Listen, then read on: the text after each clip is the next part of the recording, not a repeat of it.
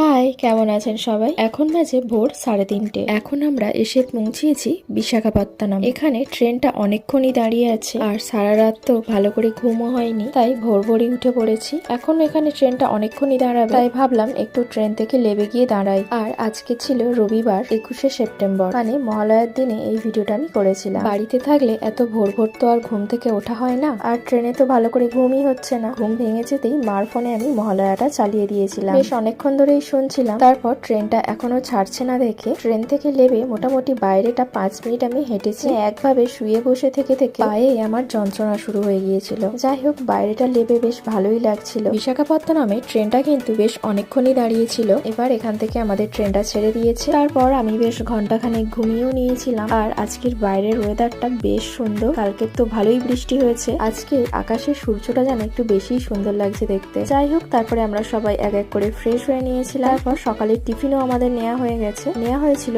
একটা উপমা আর একটা ব্রেড কাটলেট আর একটা ব্রেড অমলেট। উপমাটা বাপির জন্য আর আমার জন্য নিয়েছি ব্রেড কাটলেট। ব্রেড কাটলেট বলতে দুটো স্লাইস ব্রেড দিয়েছিল আর দুটো ভেজিটেবল চপের মতো কাটলেট দিয়েছিল। তার সাথে একটা করে ছোট্ট সসের প্যাকেট ছিল। আর মার জন্য ব্রেড অমলেট, মানে দুটো ব্রেড দিয়েছিল আর একটা ডিমের অমলেট দিয়েছিল। আর টিফিন খাওয়ার পরে আমরা নিয়েছিলাম 1 কাপ করে চা। তো এই ছিল আমাদের সকালের টিফিন। তারপর বেশ অনেকক্ষণ যাওয়ার পর ট্রেনটা আরো একটা স্টেশনে দাঁড়িয়েছিল, বেশ অনেকক্ষণই দাঁড়িয়েছিল। সেখান থেকে বেশ কয়েকটা কলা কেনা হয়েছিল, আর এই কলাগুলো 10 টাকা করে পিস নিয়েছিল। তারপর ট্রেন ছাড়ার পরে আমি নিয়েছিলাম একটা চানা, আর এটার দাম নিয়েছিল 20 টাকা। তো সকাল এখন বাজে সবে 9টা। কিছুতেই যেন আর সময় কাটছে না। ফোনটাও যে একটু দেখবো, ফোনেও ঠিকঠাক নেটওয়ার্ক নেই। তারপর যেতে যেতে আমরা নিয়েছিলাম আরো 1 কাপ করে কফি। ট্রেনে চায়ের থেকে কফিটাই যেন বেশি ভালো লাগছে খেতে। যাই হোক, তারপরে বসে বসে বাইরের দৃশ্য দেখতে দেখতে প্রায় অনেকটা রাস্তাই আমরা পেরিয়ে এসেছি।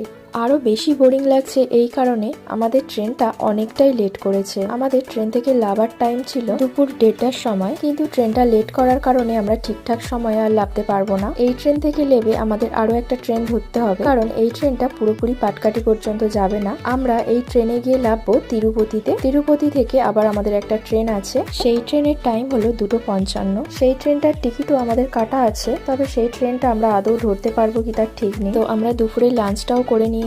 লাঞ্চে নেওয়া হয়েছিল ভাত, ডাল, একটা সবজি আর মাছের তরকারি। তো এখন বাজে ঘড়িতে 2:40।